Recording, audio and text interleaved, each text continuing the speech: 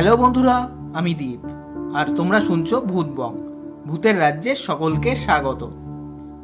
বন্ধুরা, আজকে অনেকদিন পর তোমরা ভূতবংয়ে নিশির ডাকের ঘটনা শুনতে চলেছ। ঘটনাটি শেয়ার করেছে ডায়মন্ড হারবার থেকে কোমলিকা মল্লিক। কোমলিকার পাঠানো ঘটনাটি শোনার আগে বন্ধুরা, তোমরা যারা এখনো পর্যন্ত ভূতবং চ্যানেলটিকে সাবস্ক্রাইব করোনি তারা সাবস্ক্রাইব করে দাও আর পাশে থাকা বেল আইকনটিও ক্লিক করে রেখো, যাতে ভূতবংয়ের ঘটনা আসার সাথে সাথেই তোমাদের কাছে নোটিফিকেশন পৌঁছে যায়।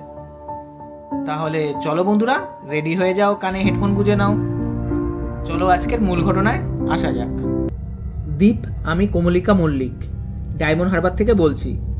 আমি ভূতবংয়ের ঘটনা 2-3 মাস হলো শুনছি। আমার এই ভৌতিক ঘটনা বা গল্প যাই বলো না কেন, আমার এই ভয় ভয় অনুভূতিটা খুবই ভালো লাগে। আমি ভূত পেতে বিশ্বাস করি না, আর আমার সাথেও কখনো ভৌতিক ঘটনা ঘটেনি। কিন্তু রিসেন্টলি 1 মাসও হয়নি আমার ভাইয়ের সাথে এমন একটা ভৌতিক ঘটনা ঘটে যায়। সেই ঘটনাটি আজ ভূতবংয়ে শেয়ার করলাম। ঘটনাটি যদি ভূতবংয়ে পড়ে শোনাও তাহলে খুব খুশি হব।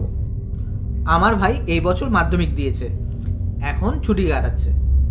এক্সাম শেষ হওয়ার পর ওরা সব ফ্রেন্ডরা মিলে ঠিক করে যে রোজ ভোর হলে 5:30-6টা নাগাদ মাঠে ক্রিকেট খেলতে যাবে। যেই ভাবনা সেই কাজ। এক্সাম শেষ হওয়ার পর থেকে ওরা রোজ খেলতে যেত ভোরবেলায়। ভাইকে প্রতি ভোরবেলায় 2-3 জন ফ্রেন্ড ডাকতেও আসতো। ভাই প্রতিদিন আগে ঘুম থেকে উঠে বেরিয়ে যেত খেলার জন্য। একদিন ভাই কি করে, ভোর তখন 4টে থেকে 4:30-র মধ্যে হবে, ওকে ওর বন্ধু অর্ণব ডাক দেয় আর ভাই বেরিয়ে যায়। ও ঘড়ি দেখেও বেরায়নি যে কটা বাজে। বাইরে তখনও অন্ধকার। ও অর্ণবকে জিজ্ঞাসা করে, কি রে, কত আগে এসেছিস, এখনো তো অন্ধকার। অর্ণব বলে, আরে সবাইকে ডাকতে ডাকতে আলো ফুটে যাবে। অর্ণবের হাতে ব্যাট ছিল, ও ব্যাট নিয়ে আগে আগে হাঁটছে। ভাই বলে, কি রে, এত জোরে আজকে হাঁটছিস কেন? অর্ণব বলে, আরে তাড়াতাড়ি চ, নয়তো দেরি হয়ে যাবে। এমনভাবে হাঁটতে হাঁটতে ভাই ওর থেকে অনেকটা পিছিয়ে পড়ে। ভাই বলে, আরে দাঁড়া, এত জোরে হাঁটছিস কেন? আমি অত জোরে হাঁটতে পারবো না কিন্তু। ভাইয়ের চোখে তখনও ঘুম ঘুম ভাব ছিল। ওদের মাঠে যাওয়ার আগে একটা পুকুর পড়ে। ভাই আর অর্ণব যখন ওই পুকুরের পাড় দিয়ে যাচ্ছিল, অর্ণব তো আগে আগে হাঁটছিল ভাইয়ের থেকে অনেকটাই। ভাই দেখে অর্ণব আস্তে আস্তে অনেকটা লম্বা আর বিশাল আকৃতি ধারণ করে। মানে অর্ণবের হাইট কত হবে, 5 ফুট 1-2, মানে 9-10 ফুট এরকম হয়ে গেছে। মানে কোনো মানুষের পক্ষে এতটা লম্বা সম্ভব নয়। ভাই বুঝে যায় এটা ভূত। ভাই কি করে, সঙ্গে সঙ্গে বাড়ির দিকে দৌড় লাগায়। রাস্তায় 3-4টে কুকুর শোয়া ছিল, ওই দেখে কুকুরগুলো ভাইয়ের সাথে দৌড় দেয়। রাতে বা অন্ধকারে কেউ যদি কুকুরের সামনে দিয়ে দৌড়ায় তাহলে কুকুর তাকে কামড়াবেই, কিন্তু কুকুরগুলো ভাইকে কিছু করে না। ভাইয়ের সাথে কুকুরগুলো দৌড় লাগায় আর খালি পেছনে তাকাচ্ছে আর ঘেউ ঘেউ করছে। আমাদের এখানকার একজন কাকু আছে, উনি রোজ অফিসে যাওয়ার জন্য ভোরের ফার্স্ট ট্রেন ধরে। উনি সেই সময় ওই রাস্তা দিয়ে সাইকেল নিয়ে স্টেশনে যাচ্ছিল। ভাই এত জোরে দৌড়েছে যে ভাই ওনার সাইকেলে গিয়ে ধাক্কা খায় আর দুজনেই পড়ে যায়। লোকটা ভাবে চোট টোট হবে হয়তো। লোকটা সঙ্গে সঙ্গে ভাইকে হাত ধরে তোলে আর তুলে দেখে যে এটা ভাই। ভাই রীতিমতো হাঁপাচ্ছিল। সে কাকু ভাইকে বলে, কিরে বাবু, তুই এইভাবে দৌড়াচ্ছিলিস কেন, কি হয়েছে? ভাই তখন কিছু বলার মতো অবস্থাতেও ছিল না। সেই কাকু তারপর ভাইকে বাড়িতে নিয়ে আসে। ভাইকে যখন ওই কাকু বাড়িতে নিয়ে আসে তখন বাজে ভোর 4:45। আমরা তো প্রথমে ভয় পেয়ে যাই। ভাইকে বলি, তুই কত ভোরে বেরিয়েছিলিস? তখন কাকুটা বলে, ও এরকমভাবে দৌড়ে আসছিল আর আমার সাইকেলের সাথে ধাক্কা লাগে। ভাই তারপর সব বলা শুরু করে। ভাই বলে, অর্ণব রোজ যেমন ডাকে আজও আমাকে ডাক দেয় আর আমি বেরিয়ে পড়ি। আর আমি বেরানোর সময় ঘড়িও দেখিনি। আর এরকম এরকম ঘটনা আমার সাথে ঘটেছে। তারপর ওই কাকু চলে যায়। ভোর 5:30 বাজতে বাজতে প্রতিদিনের মতো ভাইকে ওর বন্ধুরা ডাকতে আসে। অর্ণবও ছিল। ভাইয়ের মুখে এইসব কথা শোনার পর ওরা তো ভয় পেয়ে যায়। সেদিন ওরা আর কেউ মাঠে খেলতে যায়নি।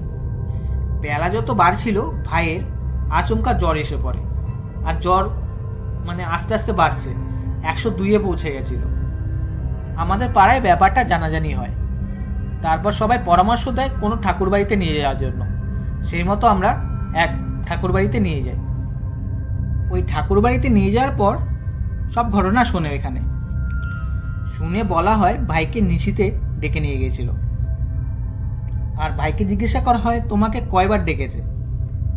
ভাই বলে আমি তো জায়গায় ছিলাম খেলতে যাব বলে, তো অর্ণব জোরে একবার আমাকে ডাক দিল আর আমি বেরিয়ে পড়ি।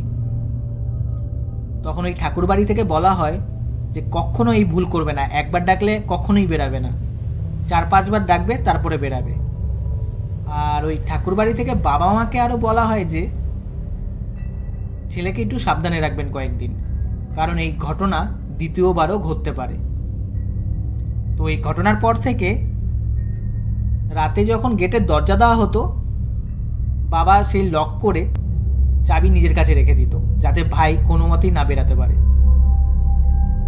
এই ঘটনার পর ভাই আর ওর বন্ধু বান্ধবদের মাঠে খেলতে যাওয়া বন্ধ হয়ে যায়।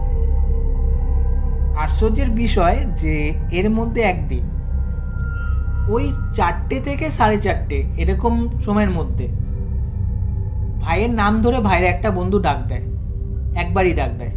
আর এই ডাকটা শুনে হচ্ছে বাবা আর মা দুজনই। এই ডাক শুনে বাবা মা সঙ্গে সঙ্গে বাইরে বেরায়। বাইরে বেরিয়ে দেখে কেউ নেই, পুরো ফাঁকা রাস্তা।